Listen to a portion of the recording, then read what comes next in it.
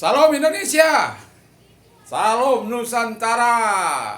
Selamat pagi bagi kita semua. Tadi malam saya tidak bisa siaran oleh karena kegiatan sesuatu hal, jadi saya tidak bisa siaran. Pagi ini saya mau menyapa seluruh pemirsa yang melihat tayangan ini melalui YouTube, dan kiranya Tuhan Yesus memberkati saudara-saudari, bapak, ibu, kekasih, semualah ya.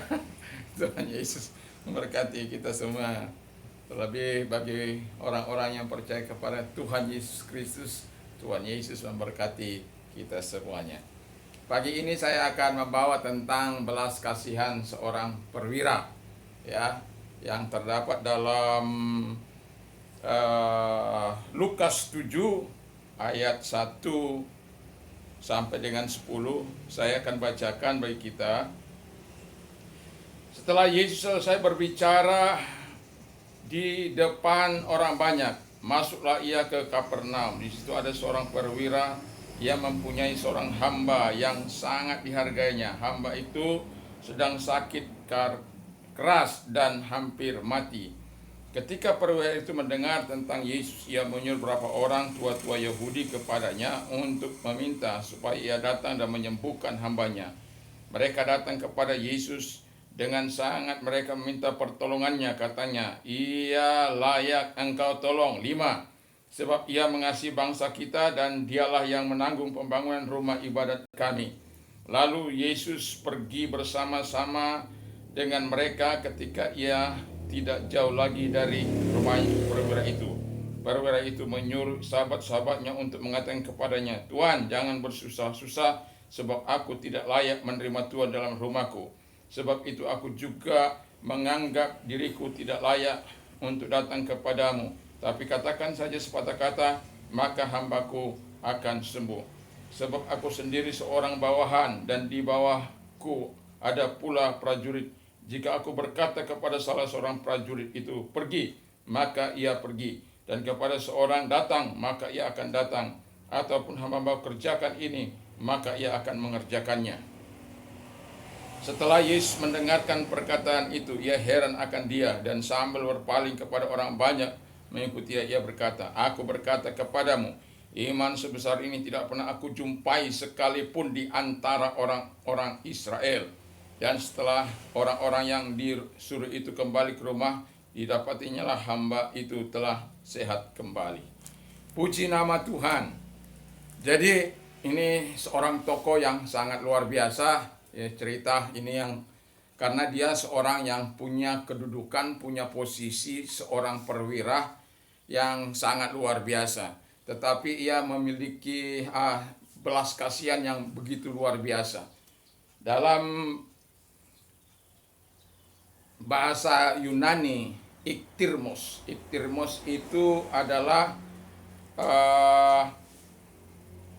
compassion for ills, for others. Jadi belas kasihan kepada orang yang sakit. Jadi atau belas kasihan kepada orang-orang. Itu.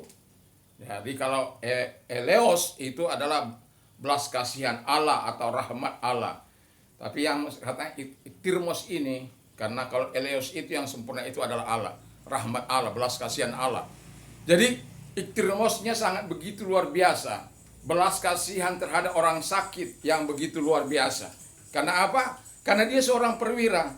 Yang sakit itu bukan siapa-siapa, bukan anaknya, bukan istrinya, bukan abangnya, bukan kakaknya, bukan saudaranya, bukan kakeknya, bukan opungnya, bukan tulangnya, bukan pamannya, bukan udahnya, bukan abangnya, bukan kakaknya, bukan tantenya, bukan. Tapi dia memiliki iktirmos. Kalau dalam apanya, oiktirmos. Kalau omikron bertemu dengan iota, maka dia akan dibaca iktirmos. Jadi oi itu dibaca jadi i dalam bahasa Yunani yang modern. Nah, jadi kita sebagai orang percaya mari kita belajar mengapa dia sampai bisa memiliki iktirmos itu, memiliki belas kasihan untuk orang-orang yang sakit, untuk orang-orang kepedulian bagi orang-orang lain itu juga. Mengapa? Kalau kita membaca Alkitab yang baru kita baca, saya melihat tokoh ini menjadi spesial karena dia memiliki 3 hal yang sangat luar biasa. Di ayat yang kelima dikatakan, ia seorang yang mengasihi. Ia seorang yang mengasihi. Agape gar to ethnos. Ia mengasihi bangsa Yahudi itu. Dalam kehidupan, mengasihi itu tidak bisa terlepas dari orang-orang yang mengasihi Allah. Tapi yang mau saya katakan adalah, dia bukanlah seorang dari orang Yahudi. Tapi dia memiliki belas kasihan iktirmos itu. Dia memiliki sikap hidup yang baik, yang benar. Anda bisa bayangkan kalau hamba pada waktu itu adalah alat yang hidup. Something, sesuatu. Mereka bisa dipaksa bekerja sehari semalam tanpa beristirahat, sesuka-suka tuannya. Kalau mereka sudah tidak berguna, mereka dibuang atau dibunuh aja. Tidak jadi masalah. Karena apa? Ia seorang hamba. Hamba itu tidak punya hak. Kalau kamu sakit, kalau kamu mati. Tetapi kita bisa melihat cerita ini tadi. Perwira ini sangat mengasihi hambanya itu. Yang sakit, bahkan dikatakan mau mati. Kalau mungkin tuan-tuan yang lain sudah dibuang saja, mau mati kau silakan. Tetapi ia memiliki iktirmosnya Allah. Kepedulian terhadap orang-orang yang sakit, kepedulian terhadap orang-orang yang membutuhkan, kepedulian terhadap orang-orang yang perlu dibantu. Wah, luar biasa. Kenapa? Ia memiliki hati yang berbelas kasihan. Ia memiliki kasih Allah dalam hidupnya. Saya yakin dan percaya setiap orang yang memiliki belas kasihan Allah, dia akan memiliki kasih Allah, ia akan memiliki belas kasihan kepada orang lain. Orang Yesus melihat orang lapar, 5.000 orang, 4.000 orang, dia beri makan. Kenapa? Tergerak oleh belas kasihan.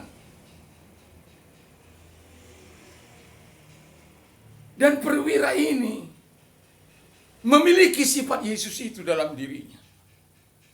Dia bukanlah orang Yahudi. Dia tentara Romawi. Yang bisa bertindak semena-mena. Yang bisa bertindak semaunya sendiri. Tetapi kita bisa melihat dari pembacaan itu, ia memiliki belas kasihan kepada yang sakit. Dia juga membantu orang-orang menyumbangkan dana hartanya untuk membangun rumah ibadat orang Yahudi. Bukankah itu sesuatu yang luar biasa? Tapi yang mau saya katakan adalah alat yang hidup itu seharusnya bagi zaman itu, yaitu hamba-hamba itu, nggak perlu disembuhkan, nggak perlu dirawat, nggak perlu mengalami pengobatan, tapi diobati nggak sembuh-sembuh sampai ia mendengarkan nama Yesus. Ketika dia mendengarkan nama Yesus, dia tahu siapa Yesus. Dia telah mendengar kisah Yesus. Yesus yang bisa menyembuhkan berbagai macam penyakit. Yang buta melihat, yang tuli mendengar, yang bisu berkata, lumpuh berjalan, lepra tahir. Bahkan yang mati pun dibangkitkannya. Itulah yang didengarnya.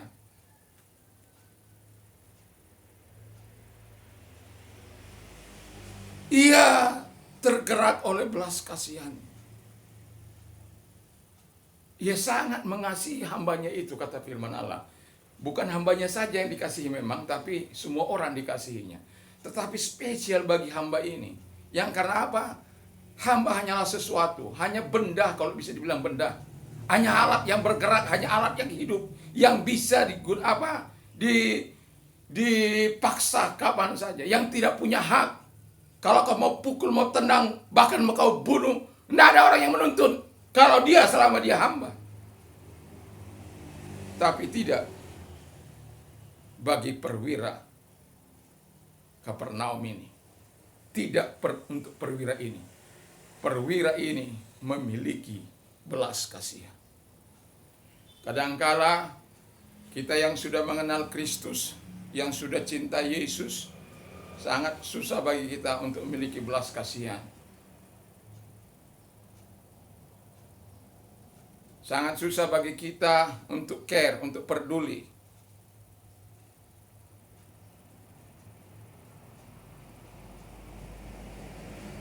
Ya kalau karena ketiadaan mungkin no problem. Tapi karena ya namanya bermasyarakat.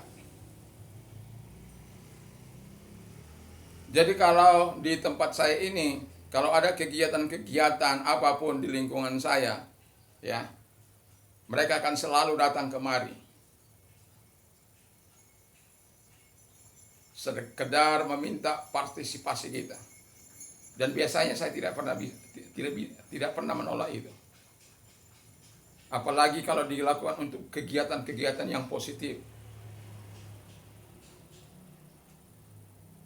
Ketika kita mengasihi, saya sudah pernah katakan, orang yang mengasihi tidak pernah lepas memberi. Orang memberi belum tentu mengasihi, tetapi orang yang mengasihi Yesus pasti dia memberi. Bukan memberi dengan terpaksa dan dipaksa, tapi memberi. Ya tentu apa yang kita punya. Tentu Tuhan tidak pernah memaksa kita apa yang tidak kita punya. Kalau lagi tidak ada, ya jalan saja hidup ini. Kan begitu. Tapi bisa memberi, tetap memberi. Lalu doa kita kepada Tuhan. Supaya Tuhan memberikan kekuatan bagi mereka-mereka yang mengalami kesusahan atau apapun namanya.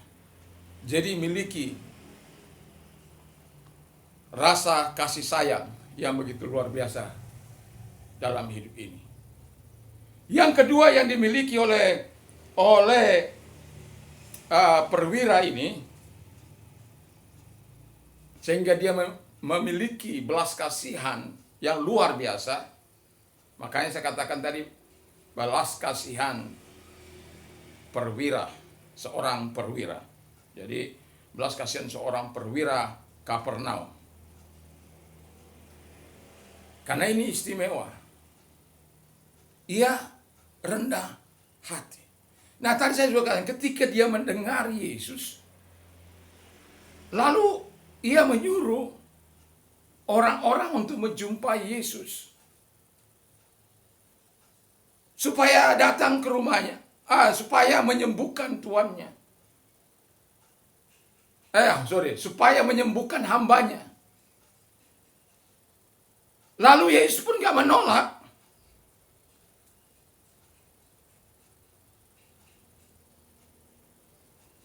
Ketika Yesus sudah mau mencapai rumahnya, dia sadar betapa orang agung ini, betapa Tuhan ini nggak layak masuk rumahku, sama seperti aku tidak layak menemui dia.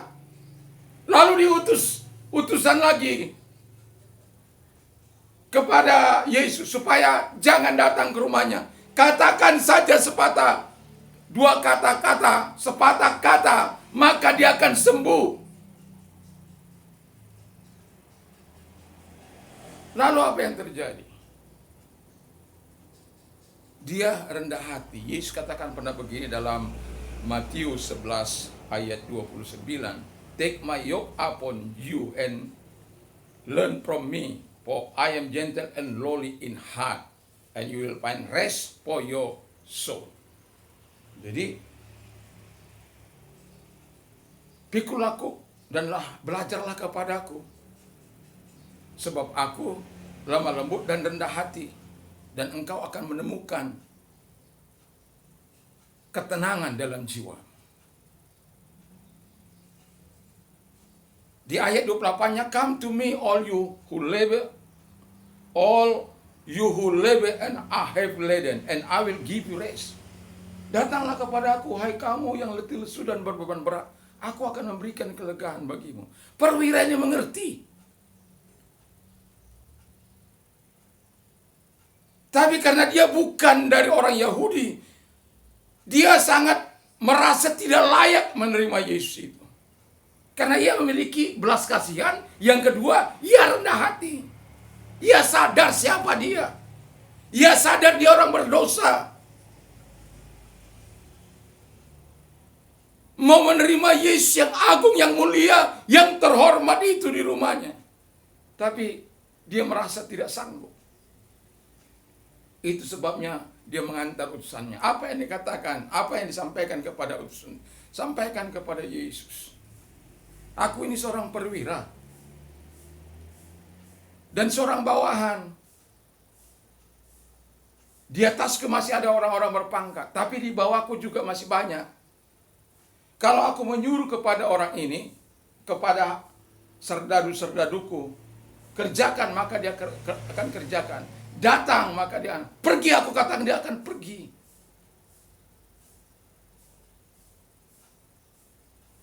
Itu sebabnya dia katakan, aku gak layak menerima Yesus. Karena dia memiliki kerendahan hati yang sangat luar biasa. Kerendahan hati itu tapenos. Tapenos itu kalau dibacanya tapinos. Kalau eta ketemu iota, maka dibaca i. Jadi tapinos, bukan tapeinos, tapinos. Itu maksudnya humble in spirit, humble in heart. Jadi rendah hati dalam rohnya, rendah hati dalam hatinya. Dan ketika orang memiliki inilah yang mengakibatkan orang-orang peduli, memiliki belas kasihan, memiliki kepedulian yang sangat tinggi kepada orang-orang di sekitarnya. Saya banyak kali membantu orang, ya, tetapi banyak kali pula mereka melakukan hal yang tidak baik. Saya tidak tahu apakah ini karakter, tetapi saya sudah pernah katakan, menolong seseorang yang sudah banyak kita tolong, lalu istri saya karena sudah lama dia nggak datang, lalu ditelepon, kenapa kamu brother nggak pernah datang ke rumah gitu. Lalu dia bilang, saya nggak kenal, kita belikan HP dia, kita belikan macam-macam untuk dia bisa berkoneksi dengan kita. Tetapi itulah, kita menolong orang, kita belikan showcase, kita belikan apa macam-macam, tetapi kita isi showcase-nya, yang penting mereka bisa menaikkan taraf hidup mereka. Tapi semuanya habis. Bahkan showcase-nya itu ketika saya mau ambil, ya besok saja. Besok saya ambil, sudah dijual. Apakah saya harus marah? Apakah saya harus maki-maki? Enggak. Lowly in heart lah. Nah, sempat kasih itu kan gitu. Lowly in spirit, ya sudah. Bukan gara-gara itu saya kaya raya, bukan gara-gara itu saya miskin. Bukan. Tapi mau saya katakan, bukan 1-2 orang. Tapi kita harus tetap mengasihi, kita harus tetap rendah hati. Satu contoh mau saya katakan. Ketika saya membawa teman-teman saya minum di pantai sana, di tempat orang yang tidak mau bayar hutang, yang tidak mau bayar hutangnya, istilahnya begitulah. Terus kemudian ketika saya mau bayar, oh jangan Pak Pendeta, jangan Pak Pendeta. Saya tetap katakan, saya bawa teman-teman saya kemari, minum kopi di sini, makan di sini. Tidak bisa, saya harus bayar. Kita jangan sama seperti orang dunia. Walaupun kalau saya mau katakan, oh itu kan masih ada utang sama saya. Enggak, beda. Jadi belas kasihan itu harus ada tetap bagi setiap orang seperti perwira Kapernaum ini. Iktirmos itu harus selalu ada. Iktirmos ilahi itu harus senantiasa ada dalam kehidupan kita. Kalau tidak, berat hidup ini. Dan ketahuilah, orang yang suka menolong tidak akan kehilangan pertolongan dari Tuhan. Kalau Tuhan izinkan sesuatu terjadi bagi kita, berarti Tuhan menginginkan kita untuk tetap rendah hati. Untuk tetap memiliki belas kasihan dari Tuhan. Iktirmosnya atau mengasihi.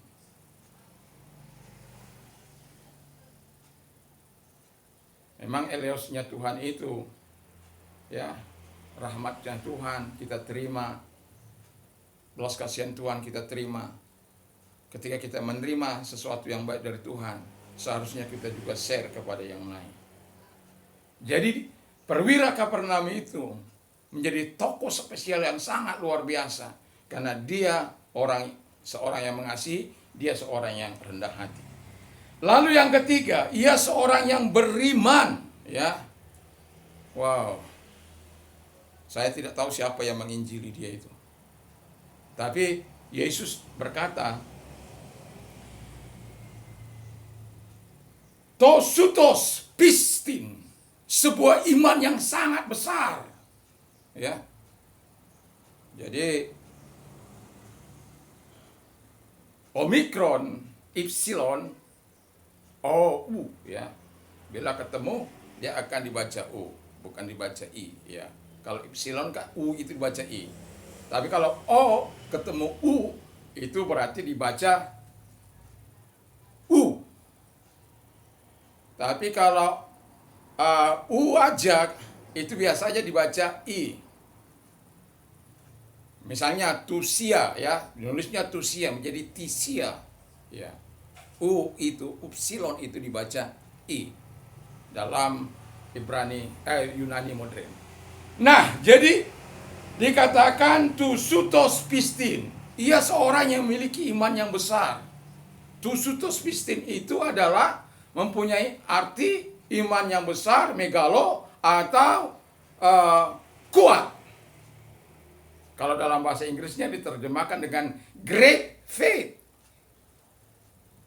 Iman yang sangat luar biasa, iman yang kuat, iman yang besar. Great itu kan macam-macam artinya. Tapi diciptakan dengan satu kata, great faith. Jadi ia seorang yang memiliki iman yang besar. Jadi mari kita belajar memiliki belas kasihan seperti perwira Kapernaum ini. Jadi kalau kita memiliki belas kasihan, seharusnya kita juga memiliki apa yang dimiliki oleh perwira ini. Orang yang mengasihi, peduli, bukan hanya terhadap orang-orang yang penting, tetapi orang yang tidak dianggap penting, menjadi penting bagi dia. Itu menandakan, itu yang membuat dia hebat. Itu yang membuat dia luar biasa. Karena apa? Hamba alat yang hidup itu sangat dikasihani, sekalipun hamba tidak punya arti. Ini kan banyak orang berbelas kasihan kepada orang-orang yang dianggap bisa membantu, menolong, enggak kan? Enggak seperti itu iman kita, bukan. Tapi perwira ini, tokoh ini, atau perwira Kapernaum ini memiliki iman yang besar. Tentu setiap kita ingin memiliki iman yang besar. Saya pernah katakan bahwa ketika kita memiliki iman yang besar, harus ada pertobatan yang sejati, dan hidup dalam apa? Hidup dalam kasih dengan hati nurani yang suci, dengan good conscience, ya, kata hati yang baik, lalu kemudian dengan iman yang sejati itu, iman yang besar itu. Iman timbul dari pendengaran firman Kristus. Iman tanpa perbuatan pada hakikatnya adalah mati. Tidak mungkin seseorang bisa menyenangkan hati Allah kalau dia tidak bertindak. Tidak mungkin kita kalau kita tidak beriman. Iman itu harus disertai tindakan. Jadi perwira Kapernaum ini memang sangat luar biasa, memang sangat sempurna. Pangkat yang dia miliki bukan dipakai untuk kesombongan. Pangkat yang dia pakai bukan dipakai untuk menakut-nakuti rakyat. Pangkat yang dia pakai bukan, yang ada di pundaknya bukan dipakai untuk menteror masyarakat. Apalagi itu bawahannya. Tetapi atau itu si hamba itu ditembak aja nggak ada masalah. Ditembak saja sama dia nggak ada masalah. Tapi perwira Kapernaum ini tidak melakukan. Karena apa? Dia tadi sudah katakan, ia seorang yang mengasihi, ia seorang yang rendah hati, ia seorang yang memiliki iman yang besar. Itulah dari gabungan dari ketiga ini melahirkan belas kasihan Allah, elosnya Allah, atau iktirmosnya Allah. Aduh, Tuhan, semoga di bangsa ini akan banyak perwira-perwira yang seperti ini, punya jabatan tapi takut akan Tuhan. Bukan seperti penyidik KPK yang baru dengan pangkat, dengan posisi jabatannya justru merampok, meminta uang dari orang yang seharusnya ya kalau salah ya tetap salah. Hanya untuk kong kali kong, kompromi. Saya yakin bukan hanya 1-2 orang yang belum tertangkap saja. Saya yakin dan percaya ada banyak perwira-perwira yang seperti itu. Tetapi kalau ada orang-orang mendengar perwira-perwira yang memiliki jabatan, tirulah perwira di Kapernaum ini,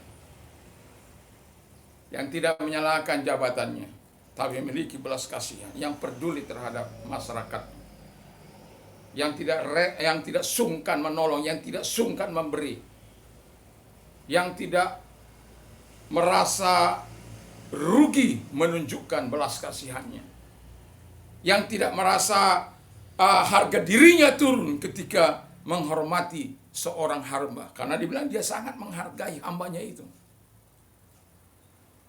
Kalau bukan karena dia mengenal Allah Israel, tidak akan mungkin bisa terjadi demikian.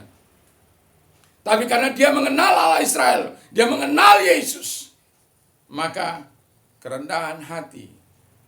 Bukankah Yesus tadi sudah saya katakan tadi, belajarlah daripada aku, sebab aku lemah lembut dan rendah hati, dan engkau akan menemukan ketenangan dalam jiwa. Makanya perwira ini tenang-tenang saja. Karena memang dia rendah hati.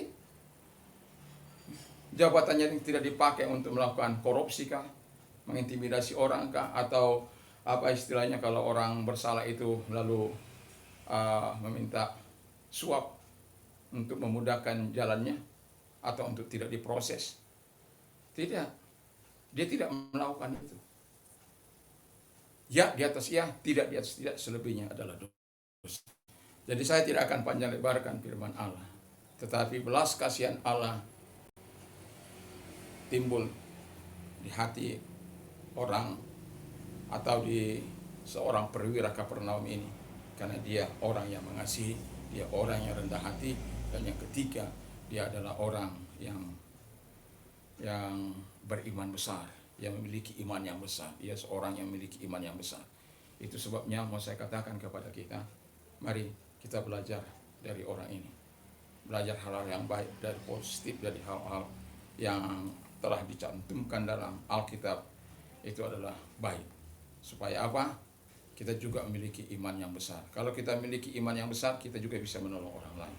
Kita juga bisa memberkati orang lain. Kita juga bisa menjadi saluran berkat dalam perkataan dan perbuatan. Puji nama Tuhan, Tuhan Yesus memberkati. Mari kita tunduk kepala dan kita berdoa. Kami sungguh bersyukur, berterima kasih Bapak, kami bisa belajar dari seorang perwira di Kapernaum ini yang begitu luar biasa. Kehambaannya, kerendahan hatinya, belas kasihannya, imannya, dan kasihnya. Tuhan sungguh sangat luar biasa. Dan biarkan itu ada pada kehidupan setiap kami orang percaya, khususnya kami orang-orang yang percaya kepadamu Tuhan, sehingga kami tidak menjadi batu sandungan bagi yang lain, tapi kami bisa menjadi terang, menjadi garam dimanapun kami berada. Terima kasih Bapak, sehingga memberikan kemuliaan bagi Bapak dimuliakan dari sikap, perbuatan, dan perkataan kami. Bapak saja yang ditinggikan dan diagungkan. Terima kasih Tuhan Yesus, dan dengarkan yang sakit. Kalau engkau sakit pada saat ini, apapun sakit penyakitmu, Yesus sangat care terhadap dirimu.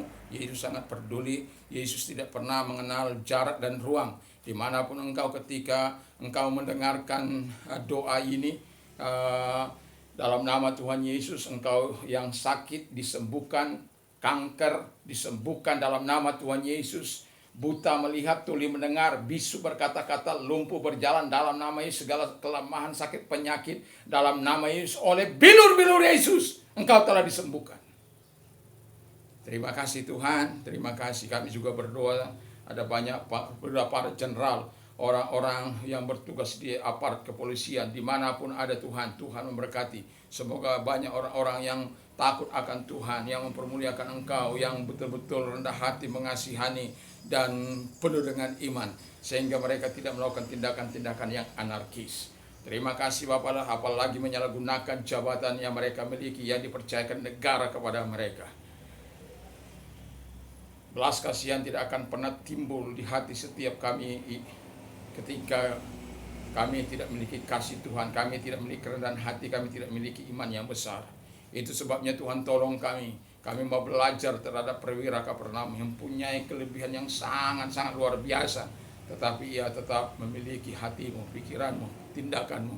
Terima kasih Bapa di surga, terima kasih. Bangsa dan negara kami, presiden kami diberkati, wakil presiden, para menteri diberkati, semuanya diberkati oleh Tuhan. Para gubernur, para bupati, wali kota, para camat, lurah, RT, RW, dimanapun mereka ada, Tuhan tolong mereka, sehingga mereka tidak menyalahgunakan jabatan mereka, tapi mereka menggunakan untuk mensejahterakan rakyat di mana mereka memimpin Bapa di surga. Terima kasih, dan kami yakin dan percaya Tuhan, kalau ada orang-orang yang melakukan hal-hal yang di tempat yang tersembunyi, firman berkata Engkau akan bukakan dari atas, dari atap, sehingga ada banyak berita yang akan bisa membuat, sehingga semakin ada kegentaran untuk melakukan hal-hal yang tidak baik. Jabatan bukan digunakan untuk memperkaya diri atau golongan atau pribadi, tapi Tuhan Yesus bahwa jabatan yang mereka gunakan adalah untuk mensejahterakan rakyat. Terima kasih Bapa di surga, terima kasih. Kami sungguh bersyukur, kami berterima kasih kepada Bapa di surga. Dan kami juga berdoa buat aras nasional, gereja-gereja dimanapun ada, Tuhan memberkati. Tuhan tolong semuanya, para pemimpinnya diberkati. Dan juga organisasi kami Gereja Pantekosta, Tuhan berkati semuanya. Umatmu, gerejamu, sahabat-sahabat kami dimanapun berada, Tuhan memberkati. Terima kasih, kami bersyukur dalam nama Yesus. Amin.